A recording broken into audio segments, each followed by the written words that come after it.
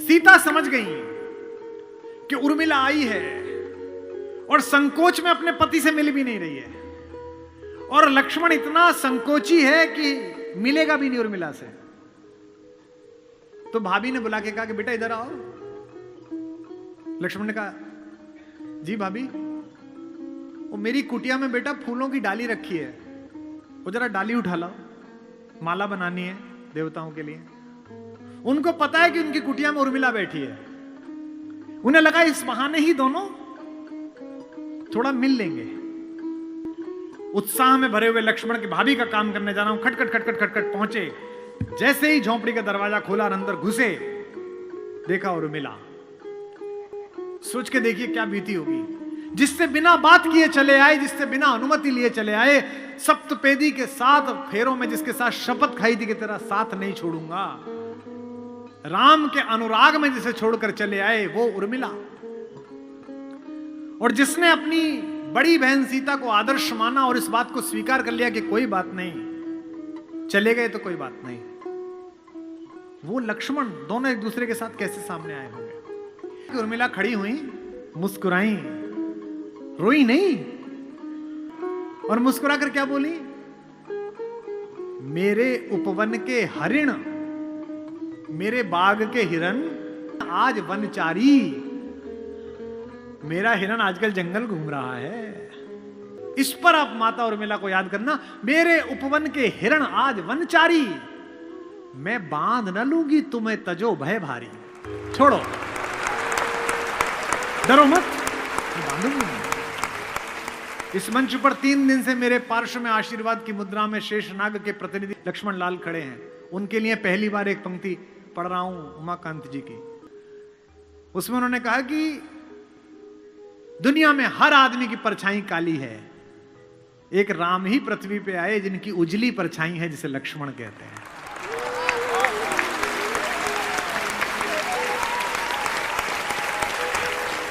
ये राम की उजली परछाई है।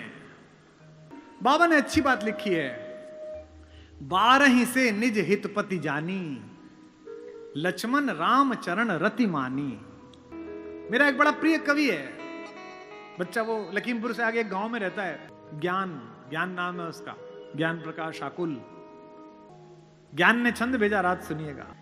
4 बच्चे पैदा हुए, थोड़े थोड़े अंतर पर पालने में लिटाए गए,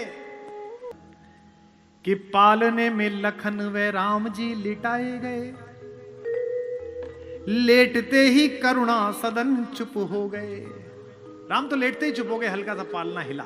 वशिष्ठ खड़े हैं, दशरथ खड़े हैं, माएं खड़ी हैं, मंगल स्वस्ति चल रहा है। दृश्य सोचिए कैसा है कि पालने में लखन व राम जी लिटाए गए, लेटते ही करुणा सदन चुप हो गए, किंतु लक्ष्मण कुछ ऐसा तेज रोए उन्हें, रोता देख धरती गगन चुप हो गए। बहुत रोए। राजवैद्य आए कोई रोग न बता सका तो, राजवैद्य आए कोई रोग न बता सका तो, ज्योतिषी भी करके यतन चुप हो गए। और लक्ष्मण कैसे चुप हुए रोते हुए, गुरु ने उठाया और लखन को राम के चरण में लिटाया तो लखन चुप हो गए। गुरु ने उठाया और लखन को राम के चरण में लिटाया तो लखन चुप हो गए। और वो नोएडा वाले, मैंने परसों बताए थे आपको कि कुमार जी अपने अपने राम करानी है। उनका क्या हो गया, और छोटे भाई से मुकदमा चल रहा था जमीन का, वो जीत गया। वाह, राम की कहानी सुनेंगे भाई पर मुकदमा करके। नैतिकता को कोई कुआं भी ना मिले जिसमें डूब के मर जाए। दूसरी मां हमारी को सुमित्रा, लक्ष्मण पूछने के लिए गए कि मां मैं अयोध्या में रहूं या भैया जंगल जा रहे हैं उनके साथ चला जाऊं। तो मां ने क्या कहा, अयोध्या? कौन सी अयोध्या? जो पे राम सिया वन जाई। सुमित्रा जैसी मां, लक्ष्मण जैसा प्यारा सा बच्चा, कहती है बेटा जो पे राम सिया वन जाई, अवध तुम्हार काम कछु नहीं। अवध में तुम्हारा क्या काम है?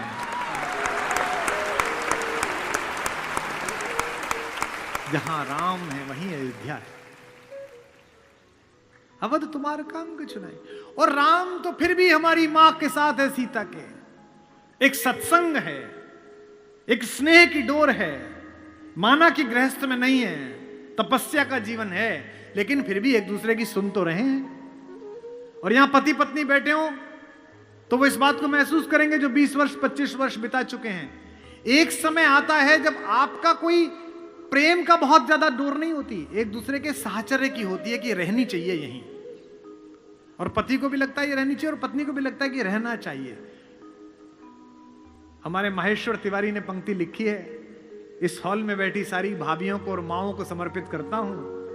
एक तुम्हारा होना क्या से क्या कर देता है, एक तुम्हारा होना क्या से क्या कर देता है, बेजुबान छत दीवारों को घर कर देता है। राम के साथ तो फिर भी सीता हैं। हमारी माता उर्मिला तो अकेली हैं। उनसे तो पूछा भी नहीं गया है कि अनुमति ली जाए कि नहीं ली जाए। एक दृश्य है चित्रकूट में, जहां पहली बार उर्मिला, मांडवी और श्रुतकीर्ति आई हैं अपनी सास के साथ राम को मनाने। तो सीता तो बड़ी बहन है, बड़ी बहनें छोटी बहनों का हित समझती हैं।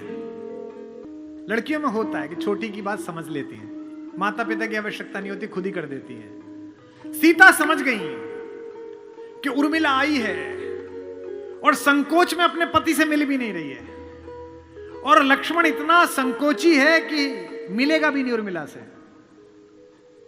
तो भाभी ने बुला के कहा कि बेटा इधर आओ।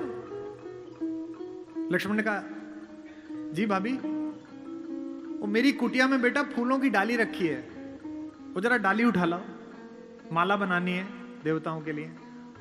उनको पता है कि उनकी कुटिया में उर्मिला बैठी है। उन्हें लगा इस बहाने ही दोनों थोड़ा मिल लेंगे। उत्साह में भरे हुए लक्ष्मण की भाभी का काम करने जा रहा हूं, खटखट खटखट खटखट पहुंचे। जैसे ही झोंपड़ी का दरवाजा खोला और अंदर घुसे, देखा उर्मिला। सोच के देखिए क्या बीती होगी। जिससे बिना बात किए चले आए, जिससे बिना अनुमति लिए चले आए, सप्तपेदी के 7 फेरों में जिसके साथ शपथ खाई थी कि तेरा साथ नहीं छोड़ूंगा, राम के अनुराग में जिसे छोड़कर चले आए वो उर्मिला। और जिसने अपनी बड़ी बहन सीता को आदर्श माना और इस बात को स्वीकार कर लिया कि कोई बात नहीं, चले गए तो कोई बात नहीं, वो लक्ष्मण दोनों एक दूसरे के साथ कैसे सामने आए होंगे। उर्मिला खड़ी हुई, मुस्कुराई, रोई नहीं। उन्होंने ऐसा नहीं किया, वो खड़ी हुई और मुस्कुराई। और मुस्कुरा कर क्या बोली? मेरे उपवन के हरिण, मेरे बाग के हिरन। क्या बढ़िया बात कही है कलकत्ता वालों। मेरे बाग के हिरन, मेरे उपवन के हिरन आज वनचारी। मेरा हिरन आजकल जंगल घूम रहा है। और अगली पंक्ति क्या बोली? इस पर आप माता उर्मिला को याद करना। मेरे उपवन के हिरण आज वनचारी, मैं बांध न लूंगी तुम्हें तजो भय भारी। छोड़ो, डरो मत, मैं बांधूंगी। मैं तो देखने आई हूं कि मेरे उपवन में जो हिरण खेलता था वो जंगल में कैसा कूद रहा है। उनका मन बड़ा कर रही है। और लक्ष्मण ने भी कितनी अद्भुत बात कही। लक्ष्मण ने कहा कि तुम मेरी केवल पत्नी नहीं हो। इस पर भी लक्ष्मण को तारीफ देना, आशीर्वाद लेना उनसे कि हम उन्हें स्मरण कर रहे हैं। लक्ष्मण ने कहा कि भाभी की बहिना तुम केवल पत्नी नहीं हो, तुम जगत जननी भारतेश्वरी सीता की छोटी बहन हो। उनके योग्य वर हैं राम। त्रैलोक्य का स्वामी तो ऐसी ही पत्नी से साथ वर्ता, लेकिन मुझे पता नहीं कि मैं इतना योग्य हूं या नहीं हूं कि मैं जगत जननी की छोटी बहन का पति बन सकूं। मैं उस योग्य बनने के लिए इस जंगल में आया हूं आज, ताकि मैं तेरे योग्य बनूं।